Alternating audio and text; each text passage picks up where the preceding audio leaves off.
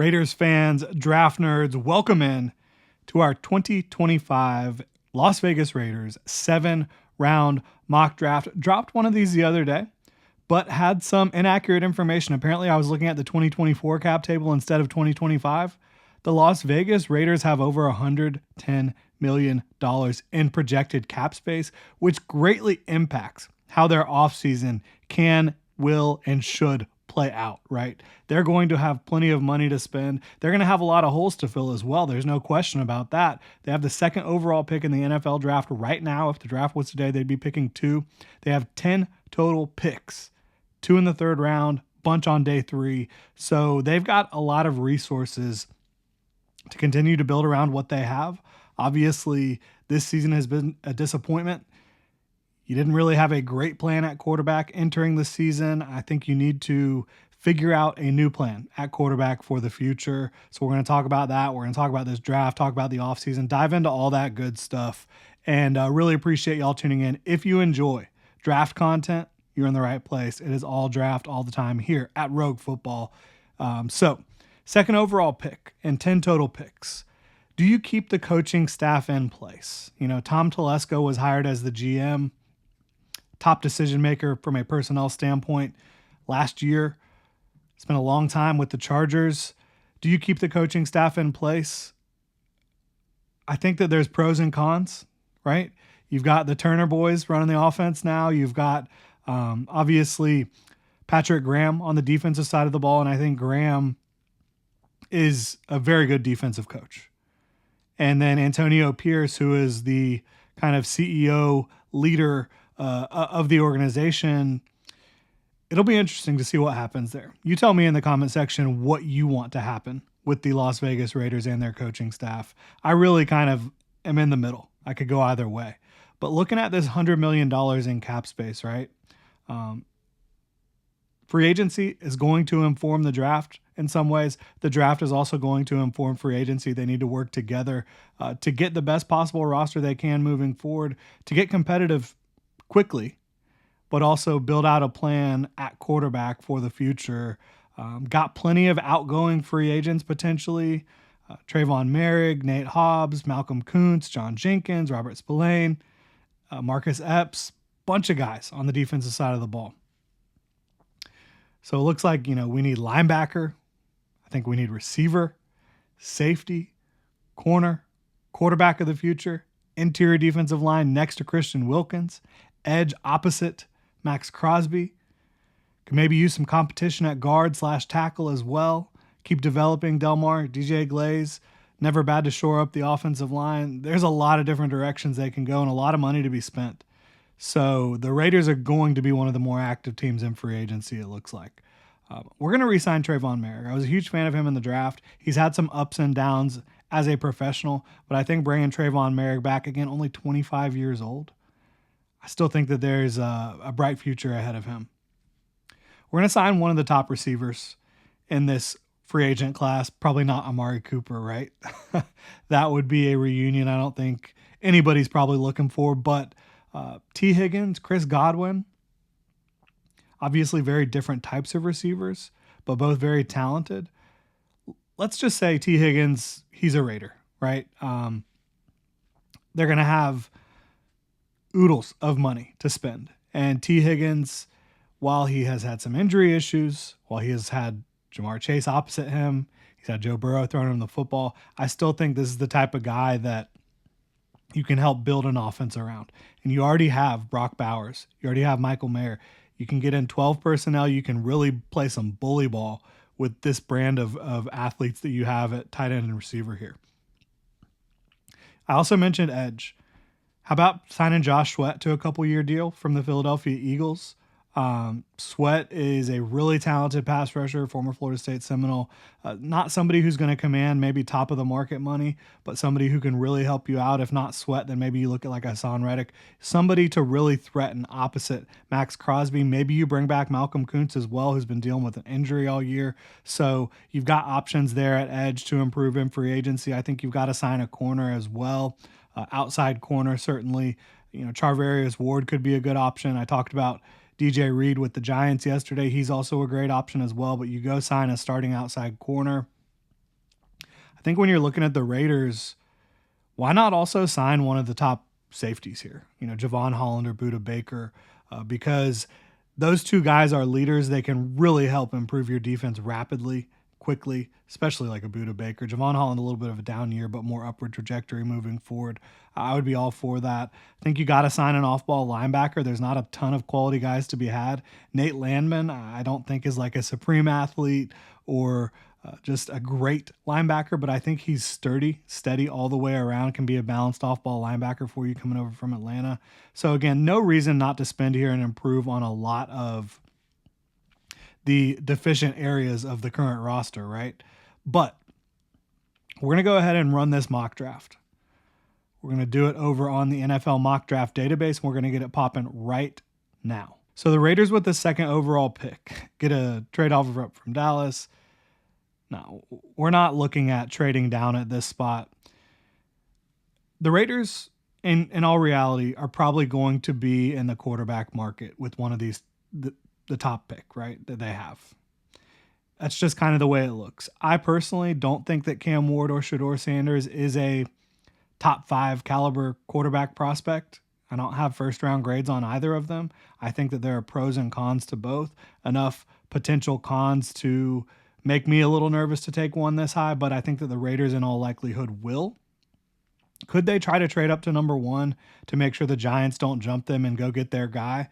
It's possible. I wouldn't advise trading up for either team. I would say just let the Jaguars take their pick, and if you're the Raiders or the Giants, you sit there and you take the next best option, right?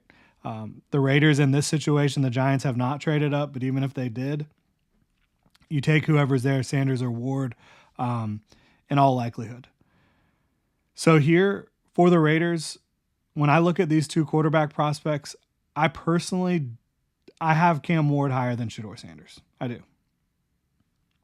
I think that Sanders, his physical traits, you're like trying to thread a needle that's really difficult to thread when you look at the modern NFL. Almost all the top quarterbacks have elite physical traits that Shedeur Sanders does not have. He does not possess. Cam Ward, on the other hand, is a fantastic playmaker. He's not like a super speedy runner, but he kind of has that Mahomes-esque ability to always know where the defenders are, make them miss, get the yardage required, make plays when he needs to with his legs. And then from an arm talent standpoint, I think Sanders is a more accurate passer right now, but Cam Ward can throw from all these different odd arm angles, can throw off platform, just has a more lively arm. So that's the direction we're going to go. And the Raiders do have a couple guys on the roster right now where, like, if you bring in Cam Ward and you don't feel like he's ready to play immediately, you don't have to start him from day one, with Gardner Minshew and Aiden O'Connell. So Cam Ward, he's going to be the future for the Las Vegas Raiders, and he's a lot of fun. Again, playmaking ability. He's got a ceiling that's exciting as a quarterback. He really does. The floor could also be a little bit of a question mark because of decision making, because of his lack of really playing in a pro style offense at all in college. He's got a long way to go from a development standpoint, but I do think Cam Ward has all the traits you could really ask for. Obviously, prototypically, you'd be looking for somebody a little bit taller, but in the modern NFL, that's less of an issue than it had been in the past. So the Raiders currently have the 33rd pick on the NFL mock draft database, mock draft simulator, a lot of different directions we could go. We signed, obviously, a corner, whether it be Charvarius Ward, DJ Reed, etc. Do we want to keep rolling with Jack Jones and say we're good at outside corner? How do we want to play this out? For me, after taking that quarterback, which I think they're going to do, if I was advising, I would say we're looking for the best talent we can get. Like, we had all this money to spend in free agency to address the needs of this football team. We're trying to build out as much talent as we possibly can to help our franchise quarterback that we just selected with the second overall pick moving forward. So we're going to try to get the best available players, bottom line. And when I look at this, it doesn't look like there's been anybody that really fell down the board. Shamar Stewart, man, that would be incredible. Unbelievable talent out of Texas A&M. Just physical freak, 290, vines for arms. He's going to be a great run defender, bottom line, and I think there is a lot of untapped potential as a pass rusher. And he's flashed the moves on tape. He just needs to become a little bit more consistent as a pass rusher. Looking at offensive tackle, there's some guys. I mean, Armand Membu could play right tackle or right guard for you. I think that could be an exciting prospect. I also think Marcus Mbo is still going to be here. Those two guys I have higher on my board. Josh Simmons as well would be potentially fantastic. He has been playing left tackle, but I don't have any problem kicking him over to the other side. At corner, we've got Darian Porter, 6'4", 195 pounds. He played wide receiver until recently. There's a lot of options here. Azareye'h Thomas, I'm a huge fan of as well. This is a tough pick. So many different prospects. I mean, if you wanted to really swing for the fences and go for a Deion Walker here and say pairing him up with Christian Wilkins, having him work with Max Crosby, he's only 20 years old, but he's 6'6", 340 pounds, has no business being as athletic or as good of a pass rusher as he is right now at that age. But at the same time, he's got to develop in a lot of ways. His pad level is out of control, way too high. He does not play super stout physical football, partially because of his pad level. So there's certainly question marks there. I'm not looking at any of these receivers and getting super excited. Obviously, if you're going to, add right guard, I think Tyler Booker's been playing left guard, but that could be a good fit. Savanea as well, Membu. Looking at Jihad Campbell, though, at 33, I think that could be a fantastic pick for them to add an incredibly talented, rangy, versatile off-ball linebacker to pair with Nate Landman that we picked up in free agency. Can't draft a tight end, and there's not a tight end on the board here that you would anyways. Princely Umamielen, if you wanted to have a three-headed monster at edge with Josh Sweat and obviously Max Crosby, Ezruaku, Mike. I mean, there's a lot of nice edge talent here that I'd be pretty excited about if I was a Raiders fan. It's an interesting slot. Interesting slot. What's going to help us develop our quarterback Cam Ward the most in this spot? I think it's offensive line. And we are, I know a lot of folks love Ariante Ursary. I'm not quite as high on him. We're going to go Josh Simmons. As much as I like Delmar Glaze, I just don't think that he really has the upside of a Josh Simmons, and landing him to fortify your tackle spot long-term is always a quality play. So we've got Maxwell Harrison still on the board. Zy Alexander can work if you're running primarily zone coverage. Jabbar Muhammad as well. Two totally different types of players, but I think they both project best in zone. I think now's the time. Let's go get Ezruaku out of Boston College. Look, Mike Green, the level of competition just hasn't quite been there, and I honestly don't think he'll be here at 67. I think he's going to go off the board earlier. But Donovan Ezruaku, he has very good length in my opinion. He plays at about 250 pounds. He is a technical and stout run defender at the college level. I don't know that he's going to be that at the NFL level because of, not the biggest or strongest edge out there, but he has like every pass rush move in the book. Talked a lot about him on the channel already. I think that would be a really solid pick for the Raiders here to create depth at edge, but also, Josh Sweat, you're not signing him to a super long-term deal. Ezruaku is going to be that guy of the future to be playing opposite Max Crosby. And just a couple picks later at 72, we have another pick here. I haven't mentioned running back. I probably should have mentioned running back already. Helping out your quarterback with a running game is a big deal. I know you've obviously got Zamir White, Alexander. There's not much to get super excited about in the backfield right now for the Raiders. So landing somebody of a Caleb Johnson's caliber at this spot in the draft would be tremendous. He has sweet feet. He's got power. He's a very good pass protector. He's a good pass catcher out of the backfield as well. I think Caleb Johnson could really help jumpstart this offense. And, Cam Ward has played primarily from spread looks. I think Caleb Johnson can run from any formation for you. That would be an exciting pick there.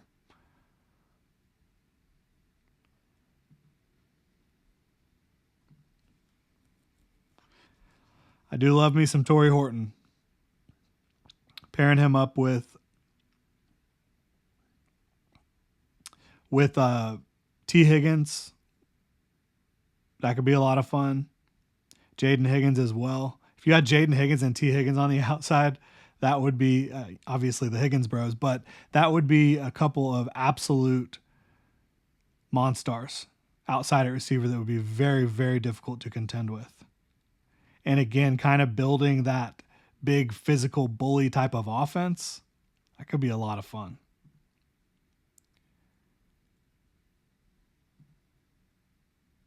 Shamar Turner, Shamar Stewart's teammate at Texas A&M. That would be another great pick in my opinion. So do we want to go offense or defense here?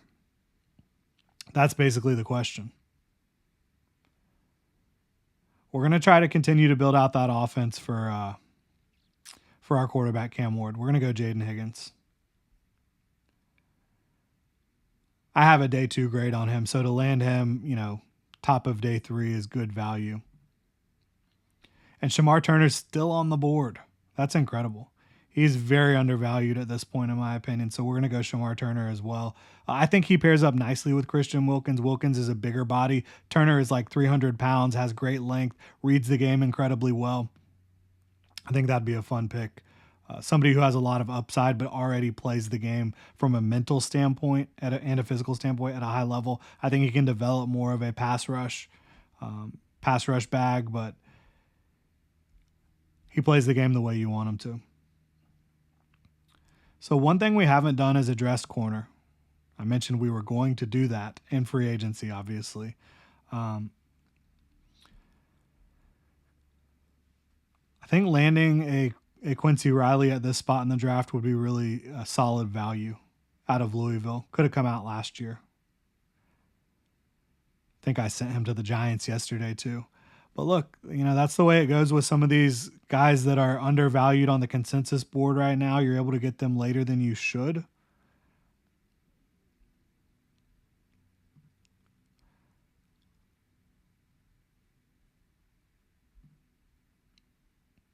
I think Pat Bryant could be an example of that. Ricky White.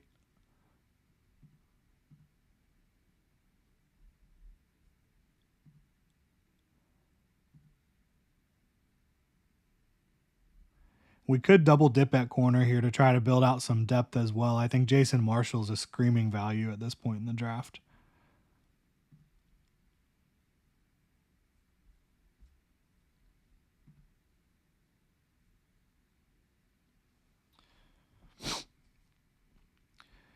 I think we could double dip at running back here. I know Dylan Laub, younger player, more of a pass catching type. DJ Giddens has so much explosiveness. I think having him in the backfield at times with Cam Ward could lead to a lot of big play ability. DJ Giddens out of Kansas State there. And then with our final pick at 218, where are we going to go? Are there any values here at the top? Jalen Catalon, once upon a time, was a huge name in the draft community. We've only taken one receiver. This is a deep receiver class. That's just the name of the game in the modern era of the NFL draft. Deep at receiver every single year. Pat Bryant makes a lot of sense. 6'3", 200 pounds, has some long striding speed, reliable hands. He's been a big-time playmaker for Illinois this year. Let's put him on the board. And again, we tried to address some needs while also getting good value on all of these players, adding talented players throughout the draft. I think a top 6 of Cam Ward, Josh Simmons, Donovan Ezraku, Caleb Johnson, Jaden Higgins, and Shamar Turner. Top 7, excuse me. I mean, that would be quite the haul. If you're a Raiders fan, would love to know what y'all think about this one. I think it could be a home run in the making and a transformative, not only draft, but also free agency cycle for the Las Vegas Raiders. There's a lot to be excited about for Raiders fans moving forward. They've got their opportunity to really upgrade at quarterback and swing for the fences there, while also landing a lot of quality free agents and draft picks in 2025. Really appreciate y'all tuning in. If you enjoy the content, please like, subscribe, hit that notification bell. Y'all have a good one.